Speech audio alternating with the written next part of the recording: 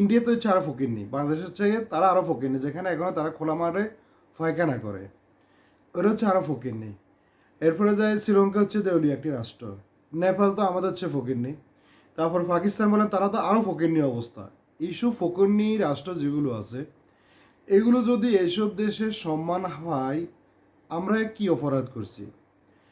এই যে এই মুহূর্তে যে ভিসার যে ক্যান্সেল হচ্ছে, অটোমেটিক ক্যান্সেল হচ্ছে, এয়ারপোর্টে ক্যান্সেল হচ্ছে, এই ক্যান্সেলটা কেন হচ্ছে, কিসের জন্য হচ্ছে? আজকে আমরা যে বাংলাদেশের যে প্রাইম মিনিস্টার তারেক রহমান এবং কি স্বরাষ্ট্র মন্ত্রণালয় আর বিকাশ নূর, প্রতিমন্ত্রী স্বরাষ্ট্রমন্ত্রী যে প্রতিমন্ত্রী বিকাশ নূর এবং বিভিন্ন রাজনীতিবিদ আরও বিভিন্ন এদেশে অনেক বড় বড় লেকচার দেওয়া লোকেরা আছে দুবাইতে, আর অনেক বড় বড় সাংবাদিকেরা আছে। তাহলে আজকে দেখেন আমাদের এই যে বিষয়গুলো তো রিজেক্ট হয়ে যাচ্ছে, এই মানুষগুলো ছুটিতে বাংলাদেশে যাইতেছে। অনেকে বলতেছে লাইসেন্সের সমস্যা, অনেকে বলতেছে ওই সমস্যা, অনেকে বলতে এই সমস্যা, কিন্তু সঠিক কারণটা এখনও কিন্তু খুঁজে পাওয়া যাচ্ছে না। আমি এই ভিডিওটা এখন করার মূল কথা হচ্ছে যাই, অলরেডি লোকালদের বিষয়ের জন্য ক্যান্সেল হচ্ছে, তাহলে লোকালদের বিষয় যদি ক্যান্সেল হয়ে যায় তাহলে এখানে লাইসেন্সে কী সমস্যা আছে? কিছু কিছু লোকে বলতেছে লাইসেন্স করা হচ্ছে, তাহলে এখানে কি সমস্যা আছে লাইসেন্সের? আবার অনেকে বলতেছে যে আমাদের দুর্নীতির কারণে হচ্ছে, এক একজন একভাবে কিন্তু বলতেছে যে সমস্যাটার কথা, বিষয়টা ক্যান্সেল হয়ে যাচ্ছে। কিন্তু আপনি দেখেন সাধারণত একটা ফেসবুক ভেরিফিকেশন টিক মার্কের জন্য বাংলাদেশে মিডিয়া এবং বা প্রচার করতেছে। আমি দেখলাম এই যে ফেসবুকে যারা বলছে মানে ফ্রিতে আপনার বেস দিচ্ছে, ফ্রিতে বেস দিচ্ছে, ফ্রিতে আপনার ফেসবুক ভেরিফাই হচ্ছে, এটা নিয়ে যা তারা মিডিয়াগুলো, বাংলাদেশের মিডিয়াগুলো, ইলেকট্রিক মিডিয়া, প্রিন্ট মিডিয়া যা অবস্থা করতেছে, ইন্ডিয়াতে আপনি যান, পাকিস্তানে যান, নেপালে যান, শ্রীলঙ্কাতে যান, কোনো রাষ্ট্রে এই বিষয়গুলো নিয়ে তারা নিউজ করতেছে না। আজকে আমাদের কেন ক্যান্সেল হচ্ছে, কেন আমাদের ভিসা ট্রান্সফার হচ্ছে না, কেন আমাদের মেনল্যান্ডের ভিসা বন্ধ আছে, এই বিষয় নিয়ে কোনো সরকার থেকে শুরু করে কেউ এ নিয়ে কোনো মাথা ব্যথা নেই, কোনো কিছু নেই। আছে নতুন মন্ত্রিসভা গঠন, আছে ওই যে রাষ্ট্রপতি নিয়ে পদত্যাগ, আছে কে রাষ্ট্রপতি হবে, আছে কে সংসদে যাবে, আছে কে ওই কে কারে কে বাংলাদেশে বসে টোল করবে। শুধু বাংলাদেশ এ নিয়ে চলতেছে। আর মাস শেষ হলে আসো আব্বা আমাদেরকে রেমেডিস দাও, আমরা চুরি করব, লুটপাট করবো, আমরা খাবো, আমরা আমাদের ছেলে মেয়েদেরকে তোমাদের রেমেডিস দিয়ে আমাদের ছেলে মেয়েদেরকে লন্ডন, আমেরিকা, ইউরোপে, ব্রিটিশে রাখি আমরা পড়ালেখা করাবো, আর তোমরা রাস্তা রাস্তা থাকবা, ফকিনি মতো রাস্তা রাস্তা ঘুরবা, তোমরা টাকা দিবা, আমরা তোমাদের টাকা দিয়ে আমরা আশপূর্তি করে চলবো, আর তোমরা এখানে কি মারা যাও, না ফোকা মারা দাও, না গার মারা দাও, যা কিছু করো তাদের, কিন্তু এটা কিন্তু দেখা তাদের বিষয় না। বিষয়টা হচ্ছে তাদের স্বার্থের লোভ। এটা এই যে ইলেকট্রিক মিডিয়া যেতগুলো মিডিয়া আপনি ইয়া করতেছে, সব মিডিয়াগুলো কি এই বিষয় নিয়ে একবার নিউজ করছে যে সংযুক্ত আরব আমিরাতের কেন বিষয়গুলো এয়ারপোর্ট থেকে রিজেক্ট হয়েছে, ক্যান্সেল হয়েছে, এটা নিয়ে কোনো একটা কেউ নিউজ করছে? কেউ তো করে নাই। পররাষ্ট্র মন্ত্রণালয় এ নিয়ে কোনো কথা বলছে? এ নিয়ে কেউ তো বলে নাই। বর্তমান প্রাইম মিনিস্টার এ নিয়ে কথা বলছে? বলে নাই। বিরোধী দল এ নিয়ে কথা বলছে? বলে নাই। শেখ হাসিনা এ নিয়ে কথা বলছে? বলে নাই। কেউ তো বলে নাই এই কথাগুলো। তাহলে আমরা রেমিডিসটা কাকে দিচ্ছেন? আপনারা এই টাকাটা আপনারা কাকে দিচ্ছেন?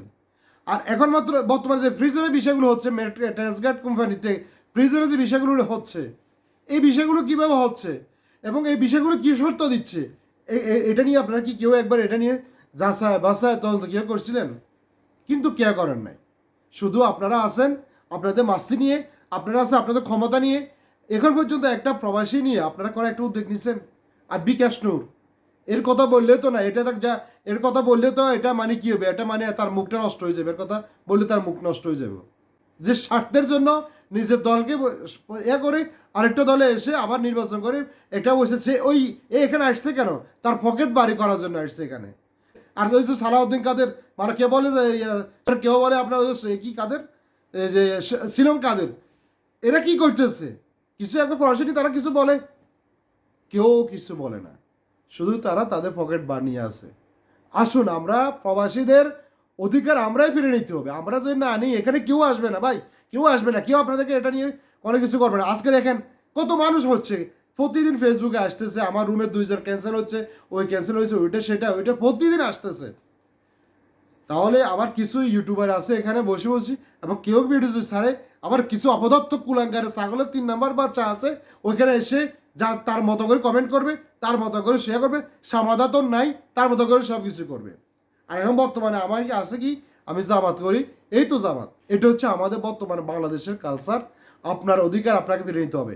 আর মাননীয় প্রধানমন্ত্রী, প্রাইম মিনিস্টার, মাননীয় রাষ্ট্রপতি, এখন যিনি স্পিকার, যিনি রাষ্ট্রপতি হয়েছেন, আপনার কাছে হাত জোর করে বলি, অন্তপক্ষে আপনি রাষ্ট্রপতি হিসেবে হয়েছেন, আপনার কাছে কিছু গুণ আমরা দেশের জন্য দেখতেছি, আপনি দেশের জন্য কিছু করতে চাচ্ছেন এবং দেশের প্রতি আপনার ভালোবাসা আছে। বাংলাদেশের প্রতি এই মুহূর্তে যা দেখলাম, আগেরটা বাদ, এই মুহূর্তে যা দেখলাম, আপনি যদি একবার পারেন, এই আমরা যে অদম প্রবাসী যারা, আমরা যে কুলাঙ্গার যারা আছি, আমরা যে কুলাঙ্গারগুলো আছে, আমরা কুলাঙ্গারেরা, বা আমরা যে কুলিগুলো আছি, আমরা যে বদলিয়া যারা আছি, আমরা যারা মা বাপ, ভাই বোন, পরিবার, আত্মীয় স্বজন ছেড়ে অসহায়ের মতো কাঙ্গালের মতো এই দেশে পড়ে রয়েছি, এই দেশের জন্য, বাংলাদেশের জন্য, বাংলাদেশের রেভিনিউর জন্য, আমাদের ফ্যাট চালানোর জন্য, আমার পরিবারের ফ্যাট চালানোর জন্য, আমাদের ইয়ে চালানোর জন্য। তাহলে আপনি আমাদের জন্য একটি কিছু কথা বলেন, আমাদের জন্য কিছু বলেন।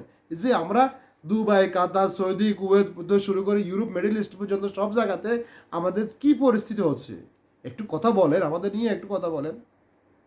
সবসময় তো আপনাদের ক্ষমতা নিয়ে একটু কথা বলিয়েন না, আমাদের নিয়ে একটু বললেন। এই যে সংসদে, এই যে আপনি এখন যে এনসিপি বলেন, এনসিপি এরা বলেন, এরা কি করছে প্রবাসীর জন্য, কি না করবো, তারা কি না শর্ত দিছে এবং কি করছে তাদের নিজের স্বার্থের জন্য। এখন তারা ওই যে হ্যাঁ ভোট, গণভোট, এই ভোট, সেই ভোট, সংসদে শুধু এগুলো নিয়ে কথা বলছে। এই যে আপনার যে কুমিল্লার, এই যে কি কার নামে এমপি এসেছে এনসিপির, এই যে কুমিল্লার হাসনাত আবদুল্লাহ কি না বলছে, প্রবাসীর জন্য আমরা বাল ফালালাম, প্রবাসীর জন্য আমরা এটা করবো, ওটা করবো, ওটা করবো। কই এখনকার তারা, কই কেউ তো নাই। তাই আপনাকে আপনার অধিকার আপনাকে ফিরে নিতে হবে, আপনার চাহিদা আপনাকে ফিরে নিতে হবে, আপনার চাহিদা কেউ ফিরে দিবে না।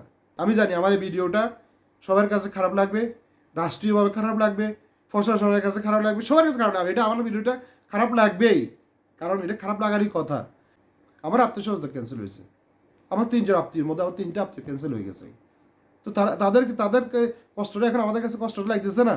তারা তো এখানে ব্যবসা বাণিজ্য করে, চট্টগ্রামে একটা লোক, খালেদ নামে একটা লোক, এখানে তার মোবাইল দোকান আছে, আলিফ মোবাইল শপ, নিজের লাইসেন্স, নিজের সব কিছু। তো ওই লোকটা তো এখন আসতে পারে না, সাজা থেকে তাকে ক্যান্সেল করে দিয়ে কতদিন আগে ক্যান্সেল হয়ে গেছে। তো এখন তো এই লোকটা তো আসতে পারে নাই। একটা কথা মাথায় রাখবেন, যখন বাচ্চার খিদে লাগে, কান্না করে, তখন মা তাকে দুধ দেয়। এই কথাটা আপনি যদি মাথা যদি ঢুকাতে পারেন, তাহলে আসুন, আমাদের অধিকার আমাদেরকে ফিরে নিতে হবে। আসসালামু আলাইকুম ওয়া রাহমাতুল্লাহি ওয়া বারাকাতুহু।